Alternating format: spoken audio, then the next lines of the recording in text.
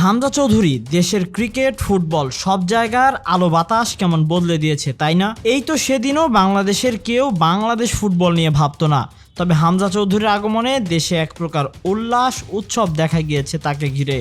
তার বিলাসবহুল জীবন ছেড়ে দেশের হয়ে কেবল কিছু পারিশ্রমিকের জন্য এসেছে হামজা এমন নয়। দেশের টানে হামজা গায়ে জড়িয়েছে লাল সবুজের জার্সি। হামজার মতো এমন ত্যাগ করতে এখন প্রস্তুত বাংলাদেশি বংশোদ্ভূত অস্ট্রেলিয়ান ক্রিকেটার ইয়াসির মুনতাসির। ছোটবেলা থেকেই বড় হয়েছেন অস্ট্রেলিয়ার মাটিতে, তবে বাংলাদেশের মাটির টান যেন তার মনে লেগেই আছে। কারণটা হয়তো তার বাবা, এদেশের ক্লাব মোহামেডানে একসময় খেলতেন তার বাবা, তাই বাবার ইচ্ছা ছুটে এসেছেন বাংলাদেশের হয়ে খেলার জন্য। যদিও এখনই সব নয়, বাবা মোহামেডানের হয়ে খেলায় আজ মোহামেডানের সাথে প্র্যাকটিস করেছেন ইয়াসির।